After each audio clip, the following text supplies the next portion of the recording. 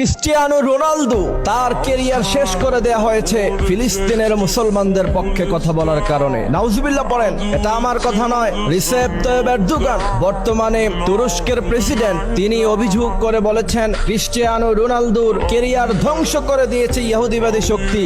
কারণ ছিল ফিলিস্তিনের মুসলমানদের পক্ষে তিনি কথা বলেছেন। পত্রপত্রিকায় নিউজ হয়েছে, অনলাইনে সোশ্যাল মিডিয়ায় আপনারা দেখবেন ক্রিস্টিয়ানো রোনালদো একজন খ্রিস্টান হওয়া সত্ত্বেও তার গায়ে রাসূল করিম সাল্লাল্লাহু আলাইহি সাল্লামের জুব্বা মুবারক, এবং আমি দেখলাম তিনি একটি খেলার মধ্যে অংশগ্রহণ করলেন, সেখানে ভালো গোল করার পরে তিনি সেজদায় লুটিয়ে পড়লেন। এটা মুসলমানদের চিত্র, এবং ক্রিস্টিয়ানো রোনালদো মুসলমানদেরকে অত্যন্ত ভালোবাসেন।